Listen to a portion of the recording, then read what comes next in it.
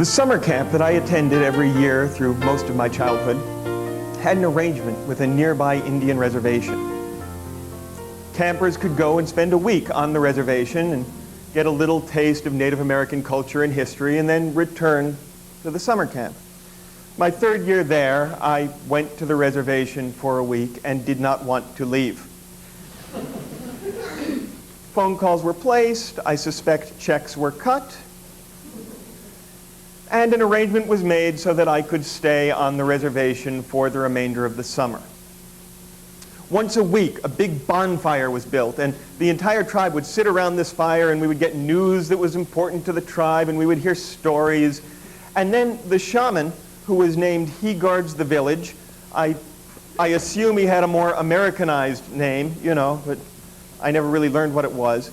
He would take up a handful of eagle feathers and walk slowly around the circle. And he would hand feathers to those young men and women who, it had been decided by the elders, were now old enough to really become active members in the community. And each of these young people would get a feather, and the shaman would whisper to each one his or her new name, his adult name, the medicine name. And then once all the feathers were distributed, He Guards the Village would step back, would announce to the tribe what each new member's name was, explain why this name had been chosen for this person, and explain to each of these people that they should never speak their name aloud, because to do so is to call your guardian spirit to help you. Others may call you by it, but to speak your own name aloud is a very sacred and important and powerful thing and is not to be done lightly. My 6th week there, I was sitting next to a young man about my age, and I could feel his tension and excitement. Every week there was this palpable energy, kids waiting to find out if they were grown-ups.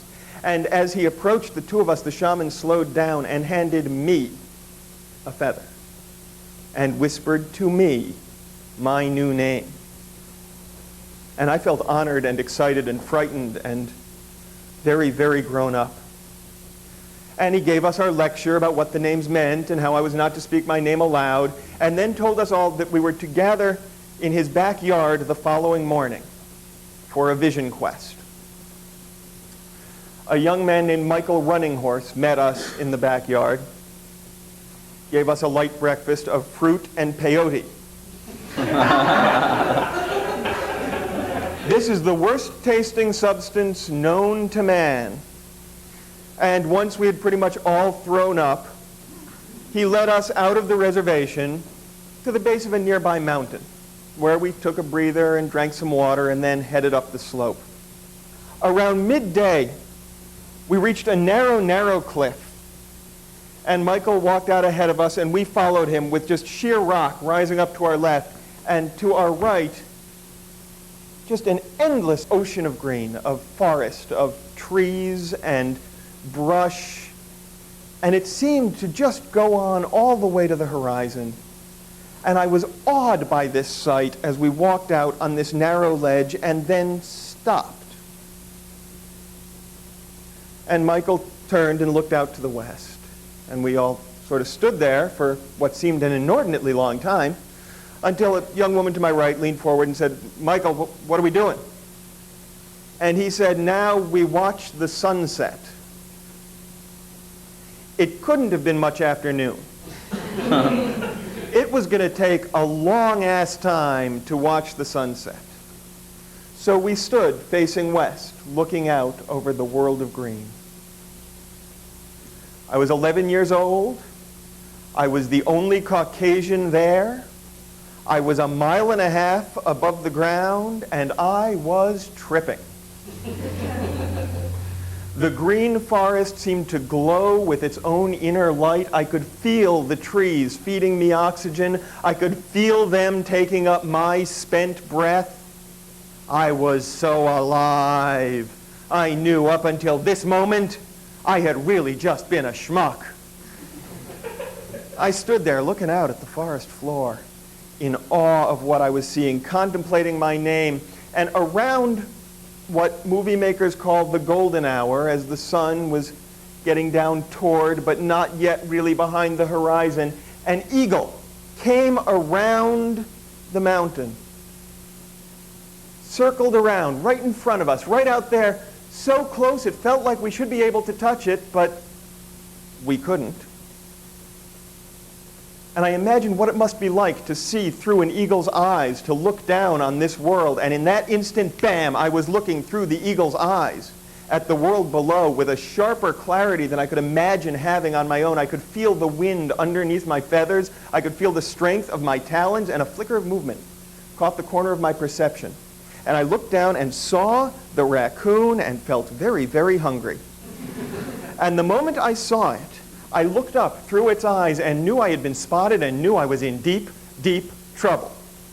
I saw the eagle plummeting toward me. I felt the power of my wings. I felt my own fingers gripping the rock behind me. I felt my talons drive into the back of the raccoon. I felt the talons drive into my back, lift me into the air, shake me once.